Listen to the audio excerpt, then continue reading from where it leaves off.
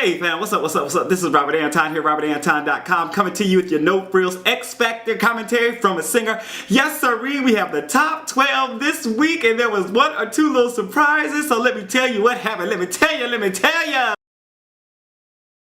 So we got an opening performance from the cast, and it was like unannounced or anything. We just saw this jukebox, the thing come up. I thought they were going to do the pre-roll, and bam, we had the cast performing. And they were doing them songs from the MOtown era. The mix wasn't great to begin with, but they all looked good and the set was popping. This was a delightful surprise, even though not always pleasing to the ear. It was just jerky here and there, and people were at kind of different levels. I don't know what was going on, but it didn't sound good to me. Public voting starts tonight, and the winner gets no cash. They do get a recording contract with Sony Music.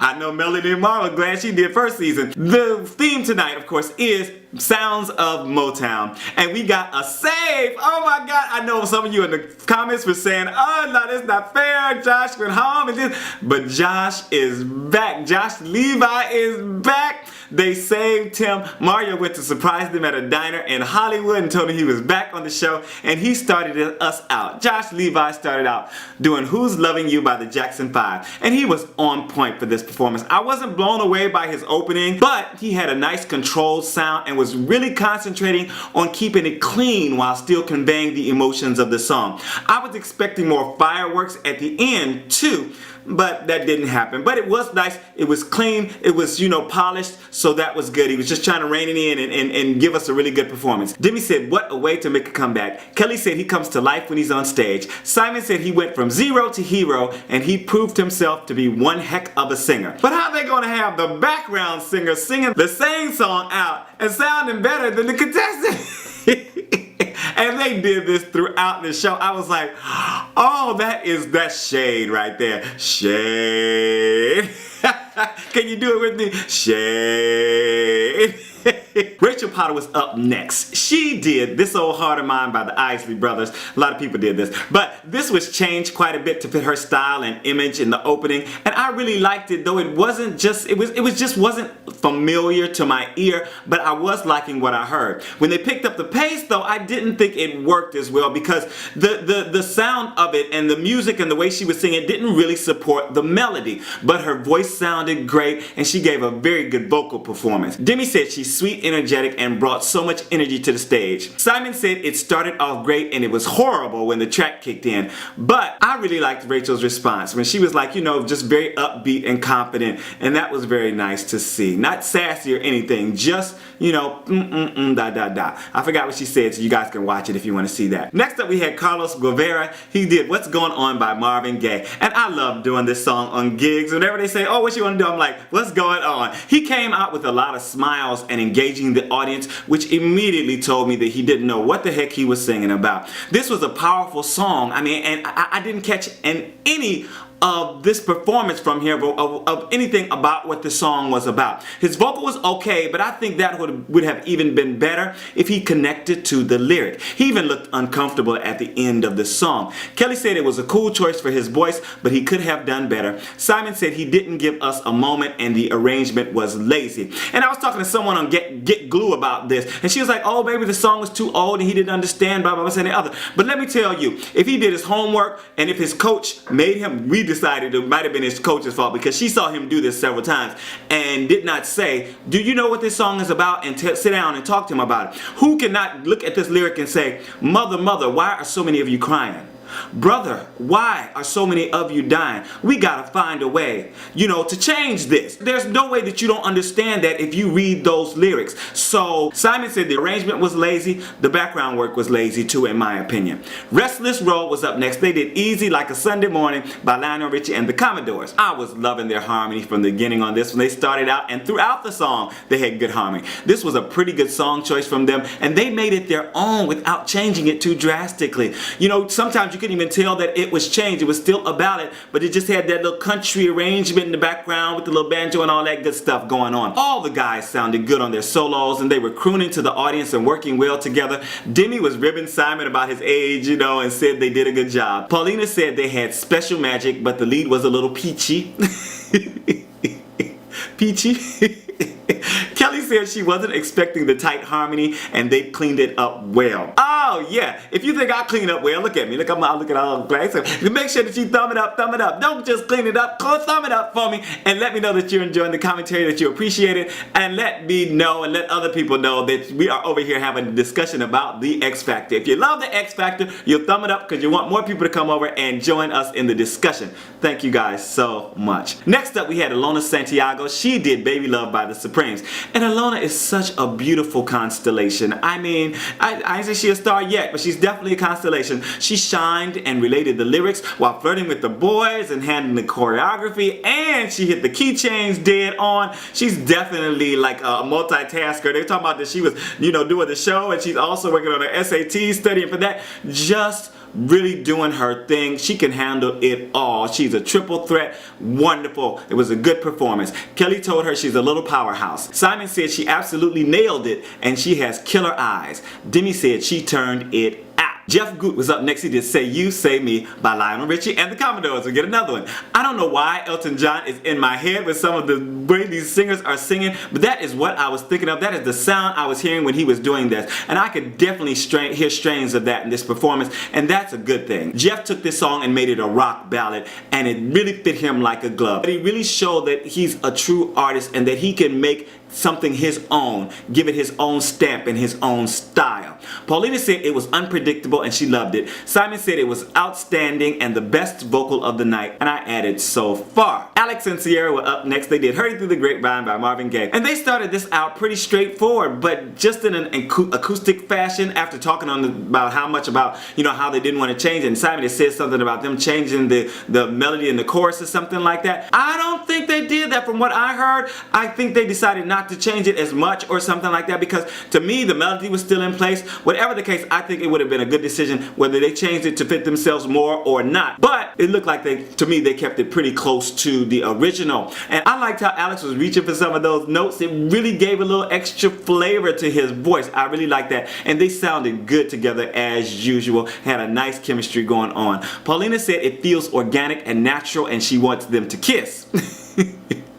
Demi said it was sexy and hot. Khaya Cohen was up next. She did My Girl by The Temptations. And oh my God, I have a request to do this song at this coming Saturday night's gig, right? And I love doing it all the time. I don't think there is one performance or one gig that we have ever done that we haven't done this song. And I love it so much. I like the way Khaya handles her enunciation, or the way it comes out. I don't think it's affected. I think it's just the way it comes out of her. So sweet and special. It's different. I like that they didn't change the girl to Guy. She just handled it, just sang it, didn't really worry about it, and had a beautiful strong note just before the finish that I was just like, oh, go to sing, girl. Kelly told her she just killed that performance. Simon said shutting his eyes, it was like listening to Amy Winehouse, and it was a very cool performance, and her vocals were fantastic. And I just want to talk a minute about something her dad said, because her dad was saying, I want you to get an education and all this stuff, and I want you to have choices, and you might want to be a doctor or a dentist, he said. And I'm like, why can't she study and have an education to be a professional musician, a professional performer? People so often overlook that. If you enjoy music, if you love music and you love performing, then you can study to be that. You can go to school to do that, and you can get your degree. And if you don't become a big time performer, you can still be performing all over the world. You can teach, you can coach, you can do all kinds of things in the music industry because you love music, and still have an education with a degree. I just had to rant about that because that's one of my things. Alright, check out my So You Want to Be a Singer series. Next up we had Carlito Olivero with Stop in the Name of Love by the Supremes. This was an interesting song choice for him, but fit his personality well. I could see him as a balladeer any day, and his moves were still even though it was a slow song, they were still sharp and crisp and imaginative. The vocal was nice, not over the top. I don't think anything was very special about it, but it was tender and sweet, and I liked it better than last week. Kelly said she loves that he pours himself into the song, but he goes a little peachy. She making fun of Paulina. Simon said it wasn't as good as last week because it was girly and over theatrical. What? Okay. Tell me what you think about down in the comments. Who do you agree with, me or Simon? Or do you have another thought about it? Let me know down in the comments. Next up we had Lillie McCloud with All Is Fair in Love by Stevie Wonder. And Oh my God, how many times have I written oh my God on this? I was so anticipating this performance, and she did wonderful. Poised and looking gorgeous. She sounded even better than she looked. She seemed just a little stiff, but I think it was because Simon was talking about, you know, her movements and stuff like that. So she was just keeping her hands right down next to her thigh. And that pose was right out of the Supremes playbook. She just had it the whole time and just stood there and bam! Sang her heart out. Demi said her voice is incredible while the audience continued to scream, but she said it was still a little up. She wanted to be updated and she wanted to move around and all that stuff. She could move around in all that neck dress and say, no.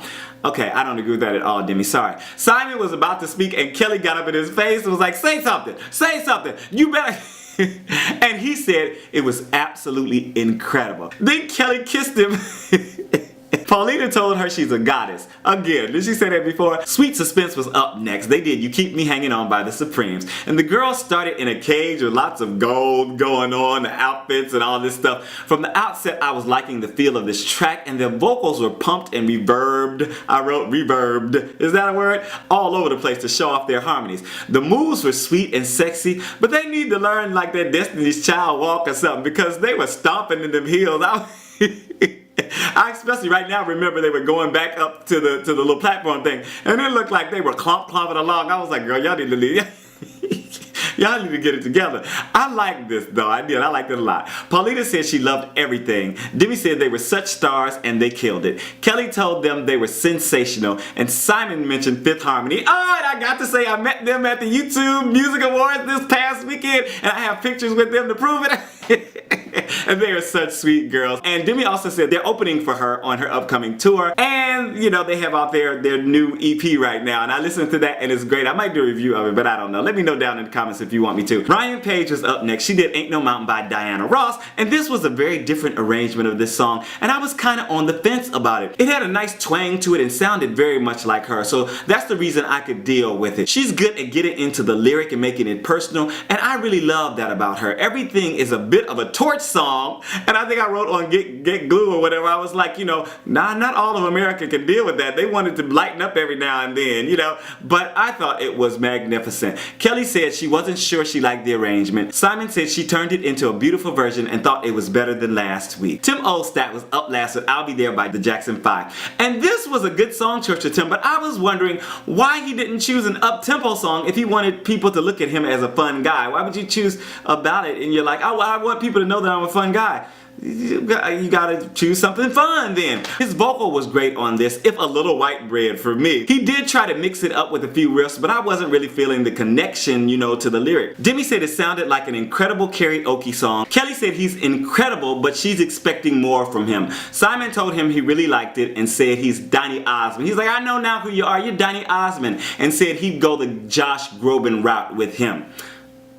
Okay, that's interesting. I could see that. Eliminations are tomorrow night from 8 until 9, and only one person go home. I thought that since they got Josh there that they might be sending 2 people home, but only one person is going home. Does that mean later on more than one person will be going home? I don't know. This is Robert Anton, robertanton.com. I'm out. Peace. Make sure to check out some of my other videos down here. I'll put a place where you can link up and everything like that. It opens a new window. And also, I just did an art pop album review. Oh my God, please check it out. Let me know what you thought of the album if you've heard it already. If you hadn't, just listen.